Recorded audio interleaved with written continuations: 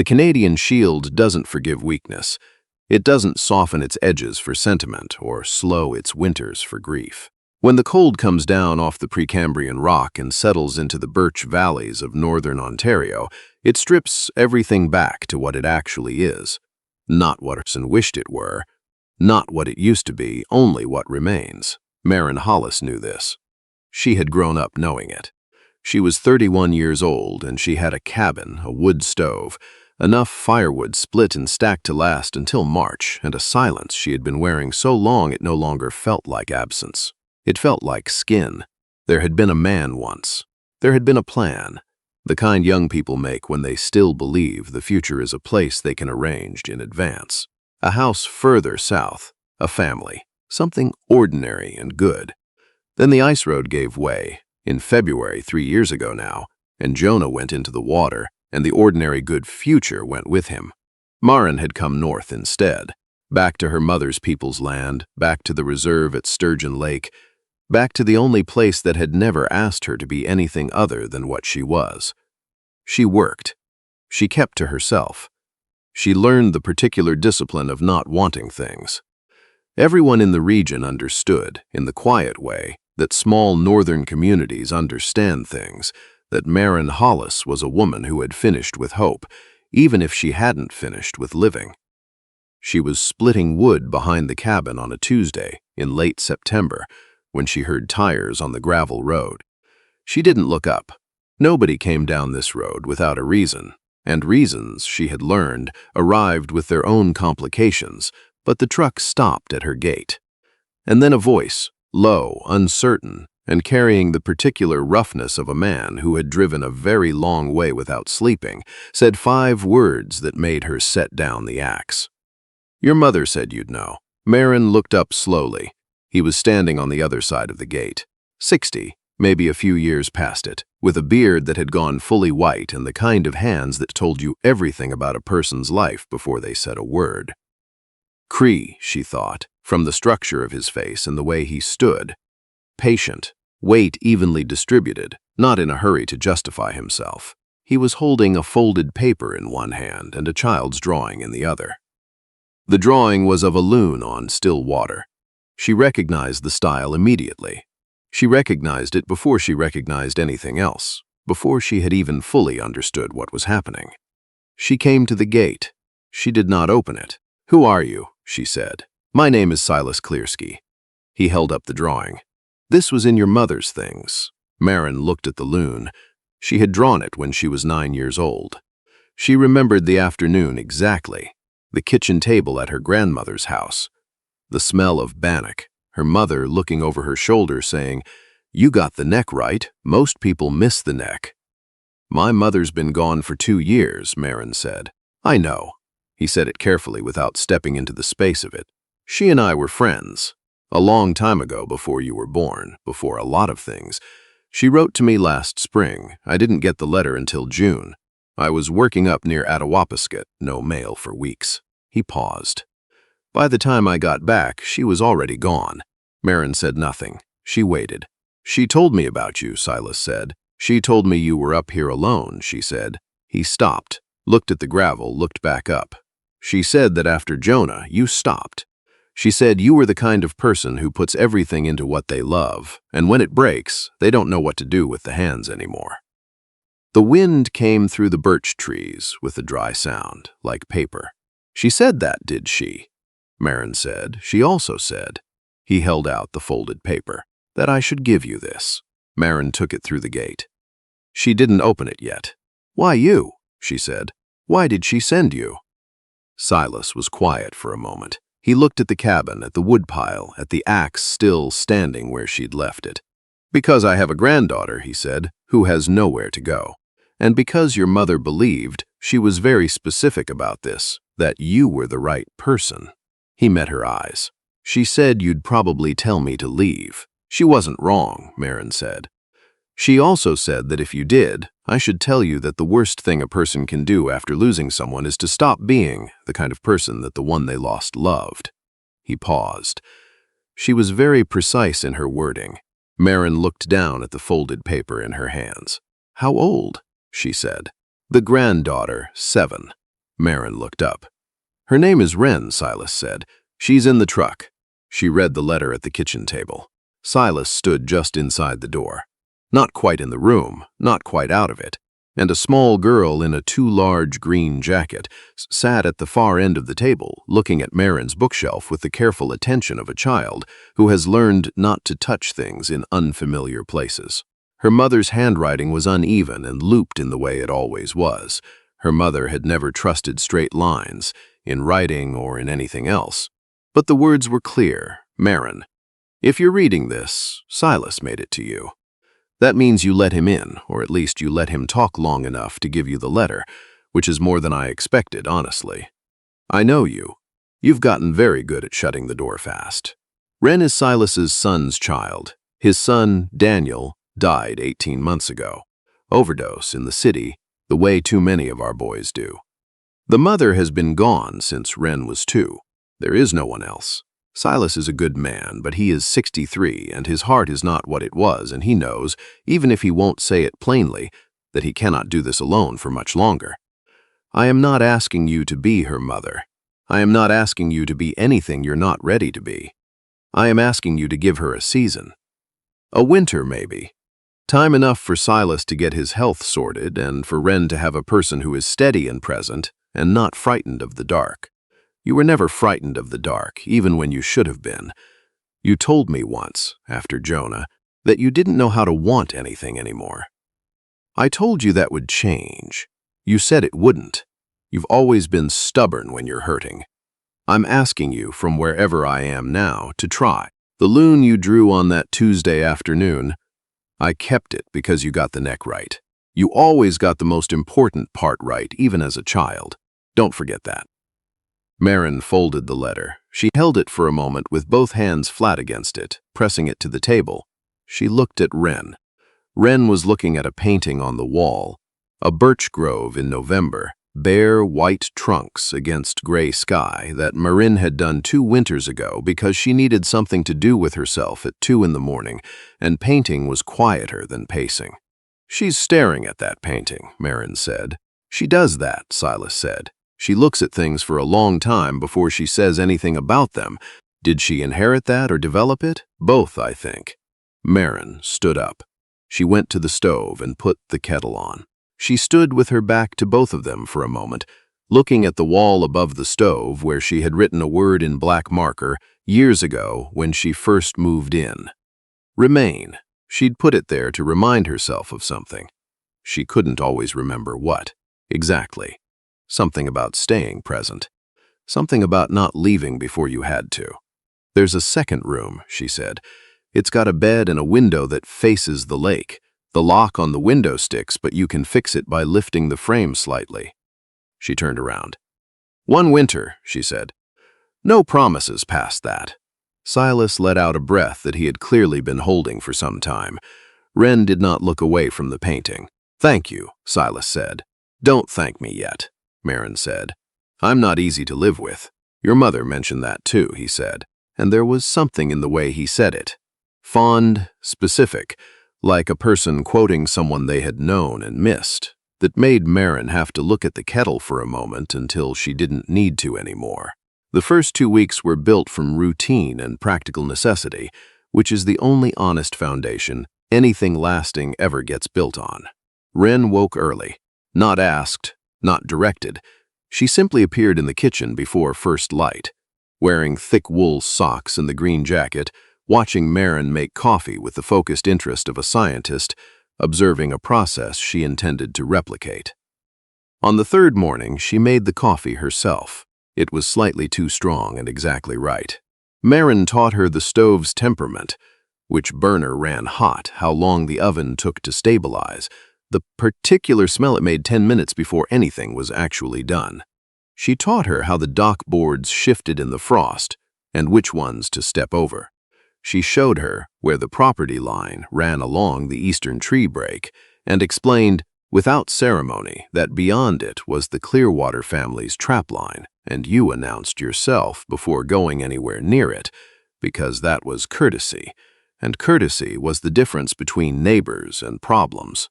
Wren absorbed all of it without saying much. She asked good questions when she asked them. When Maren answered, she didn't ask the same thing twice. Maren watched her the way you watch weather coming in, off a big lake. Not with fear, not with certainty, just with attention. Trying to understand what kind of thing this was, they didn't talk much beyond the practical. Maren asked about the day. Wren answered in facts. Wren asked about the land. Maren answered in facts. They built a working life from this exchange, and neither of them reached past it. Neither of them were ready to. On the 14th day, Maren was recalking the cabin's north-facing window frames in the cold when the latter foot slipped on a patch of ice she hadn't noticed. She went down sideways, caught the window ledge on the way, slowed, but didn't stop. She landed on the frozen ground and stayed there looking at the white sky while her body took inventory. Wren was beside her before she had finished deciding whether to be embarrassed. "Where does it hurt?" Wren asked. "Left shoulder. Can you rotate it?" Maren rotated it. It hurt but moved. "Yes." "Then it's not separated." Wren crouched beside her with the matter-of-fact calm of someone who had been present for injuries before and knew the difference between serious and not. "You're also not wearing the right boots for this temperature. The grip wears out below -10. Maren almost said something sharp. She stopped herself.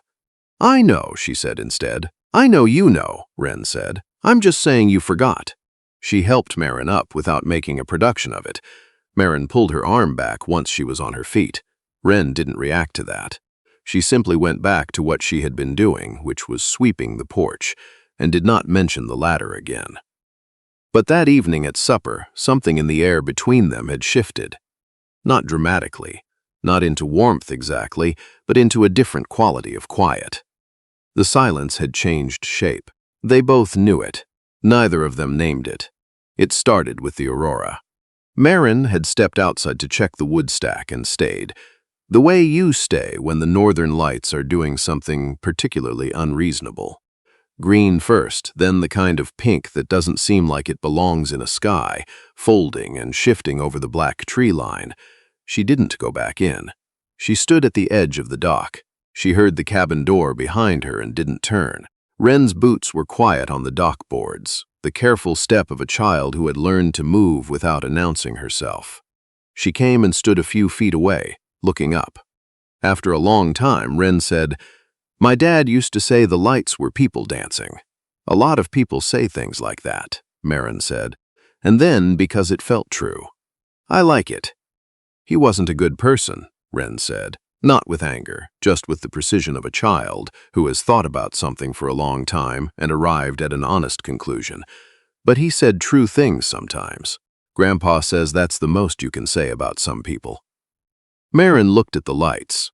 The Milky Way was out too, beyond the aurora, doing its ancient indifferent thing. "Your grandmother," Wren said. "What was she like?" Maren was quiet. She hadn't talked about her mother to anyone. She had put it in the same locked room with Jonah and the winter road and all the rest of it, and she had been very careful not to open the door. "Precise," she said finally. She said exactly what she meant. Never more, never less. Most people use words to avoid saying things. She used them to say things. Wren nodded. "Grandpa says she was the most honest person he ever knew." "She was," Maren said. "It was uncomfortable sometimes. Is that why you keep her letter?" Wren asked. "I saw it on the table. You don't move it." Maren looked at the lights for a moment. "Yes," she said. "That's why." Wren looked back up at the sky. She was watching it the way she watched the painting in the kitchen, receiving it, not performing a response to it, just actually seeing it. "I'm looking for somewhere that feels like mine," Wren said. Not a complaint. More like a fact she was reporting on. Something in Maren's chest moved, not dramatically. More like a door that had been swollen in its frame for years, shifting slightly when the season changed. She didn't say anything. But she stayed at the dock for another hour, long past when she'd meant to, and the cold that night didn't seem like the wrong kind of cold. What gets me about that moment on the dock is this: Wren didn't say she wanted a home. She said she was looking for somewhere that felt like hers. 7 years old, and she already understood the difference between those two things. I've known adults who never figured that out. They drove to town on the 1st of November for supplies. Maren had been putting it off. Hawk River was not unkind, exactly, but it was small, and small meant that everyone already knew about the child at Maren Hollis's cabin, and everyone had an opinion about it that they were working hard not to say out loud. She could feel the looking as they walked from the truck to the general store. Some curious, some careful, some carrying the particular expression of people who have decided something is their business and are waiting for an opportunity to make that clear. Inside, the woman at the hardware counter, Patrice, who had known Maren's mother and made a point of mentioning it regularly, looked at Wren with the polite caution of someone waiting to see which way the wind was blowing. Wren looked back at her with absolute equanimity and asked, in a perfectly pleasant voice, if they carried replacement caulk for timber-framed windows. Patrice blinked. "Azel 3, she said. On the way back to the truck, a man Maren knew slightly, Dale Pitcher, who held some kind of informal authority he'd never been formally given, stepped off the hardware store steps and into their path. "Hollis," he said. He looked at Wren. "Heard you took in a kid." The word "took in" landed the way those words always land when they're used in a certain tone. Maren stopped. She felt Wren go still beside her with that particular stillness she had learned to recognize. Not fear, but readiness. The stillness of a child who had been in this position before. "Her name is Wren Clearsky," Maren said. Her voice was level. "She's family, and you're in our way." Dale looked at her for a moment, recalibrating. Then he stepped aside. They loaded the truck in silence. On the drive home, the quiet was different from the quiet before it. Not easier, exactly, but fuller. "You didn't have to say that," Wren said. "I know," Maren said. "Why did you?" Maren kept her eyes on the road. The birch trees on either side were bare now, white trunks flashing past in the gray afternoon light. "Because it was true," she said. "And because some things need to be said where people can hear them." Wren looked at her for a moment. Then she turned back to the window. Somewhere back in town, Patrice from the hardware counter was already telling someone what she'd seen and what she'd heard, and how Maren Hollis had said it. Small places remember things. That matters more than people admit. On a Sunday in the 7th week, Maren came in from the woodshed and found the kitchen table covered in drawings. She hadn't meant to look, but what was spread out stopped her cold. Charcoal on brown paper, the kind Maren kept for her own work and hadn't been asked about. But the drawings were not what she would have expected from a 7-year-old. They were exact. The dock in early morning, mist on the water, every plank rendered with the stubborn specificity of someone who had been looking very carefully. The birch grove from the painting on the wall, reinterpreted at a different angle. The wood stove with its particular shape, the dent in the lower left panel, a crow on the fence post, a hand, old and marked with work. Silas's hand, she recognized it immediately, holding a cup, and one drawing of the lake at the moment she had seen it on the night of the aurora, green light over black water, 2 figures on a dock, small at the bottom of the page but unmistakably there. She was standing in the doorway when Maren looked up. Maren waited for the embarrassment. It didn't come. "Your grandmother had paper and charcoal at her house," Wren said. "She let me use them. She said drawing was a way of paying attention." She paused. "She said you used to paint. I still do sometimes." "I know." Wren looked at the table. "I've been looking at the birch painting since the first day. I wanted to understand how you got the light." Maren picked up the drawing of the dock. She looked at it for a long time. At the way Wren had caught exactly the angle of the planks, the way the mist sat differently over deeper water. She had seen everything. She had been paying attention to this place in ways Maren hadn't known she was doing. "How did you learn to do this?" Maren asked. "I just look," Wren said. "I look until I see it right, and then I draw what I see." Maren set the drawing down carefully. "Not like a piece of paper, like something that should be treated well. You're better at this than you think you are," she said.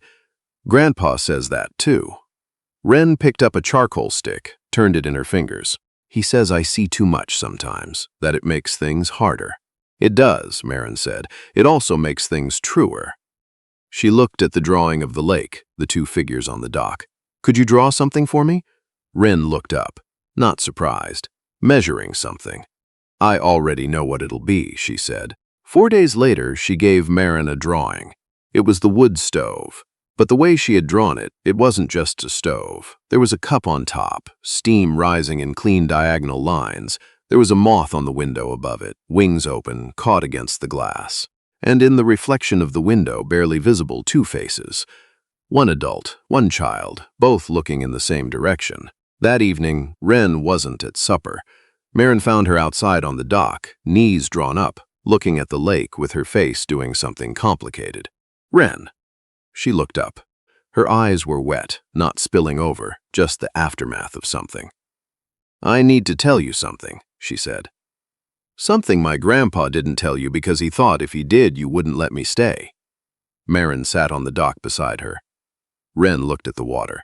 "There's a woman from the provincial ministry named Drummond. She came to Grandpa's house in October. She said that Grandpa's heart situation means he can't be my primary guardian past January. She said if there's no approved placement, I go into the system." She said it without drama, which made it worse. Maren was quiet for a moment. "Why didn't Silas tell me that in the beginning?" Wren looked up. Her voice was steady and sad and something else. Something that was almost pride, though for whom it was hard to say. "Because he wanted you to want me here," she said. "Not because you felt sorry for us. Here is the thing I can't stop thinking about.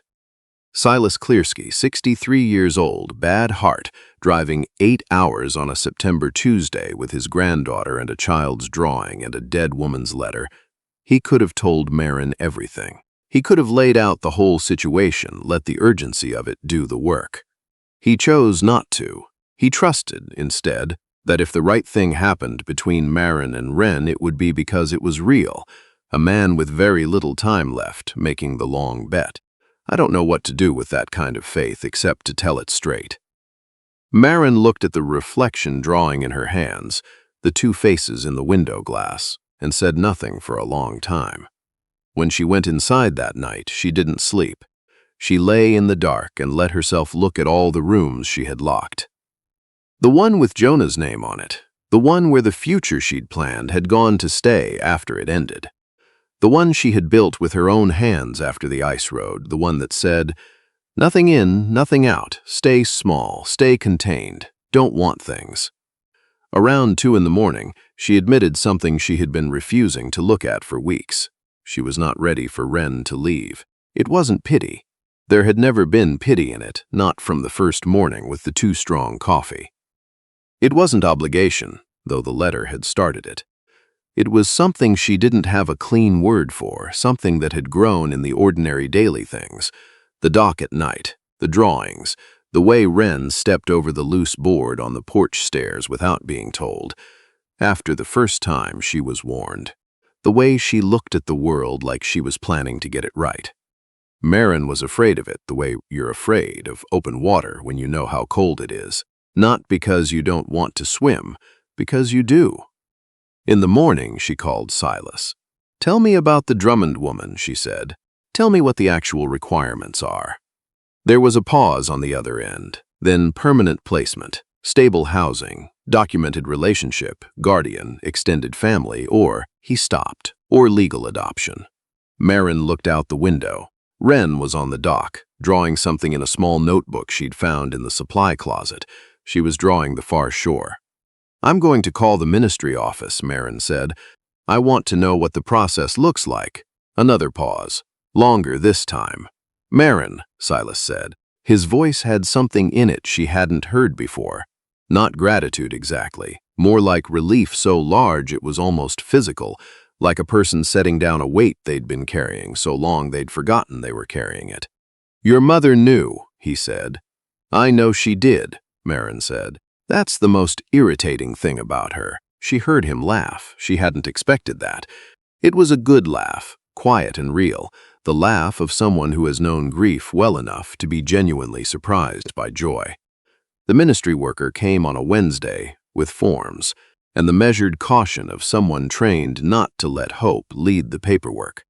Maren had cleaned the cabin and stocked the kitchen and put Wren's drawings up on the wall beside the birch painting, which she had done not for the social worker's benefit, but because they belonged there and she had been meaning to do it for 2 weeks. The worker, a woman named Bertrand who turned out to be straightforward and decent once you got past the process, looked at the drawings. She looked at the cabin. She asked Wren in a separate conversation outside while Maren made tea, where she felt safe. Wren apparently had pointed at the dock. The paperwork took 3 months, the way it does. But Bertrand was efficient, and Silas provided everything that was asked of him without complaint. And on a Thursday afternoon in February, Maren signed the last document at the kitchen table, with Wren sitting beside her, wearing the green jacket because it was cold in the town office, and Wren ran cold in winter. On the drive home, the sky was doing something spectacular, the particular blue of a hard Ontario winter afternoon when the sun is already going west at 3 o'clock, and everything goes gold and violet and clear. "It's done?" Wren asked. "It's done," Maren said. Wren looked out the window.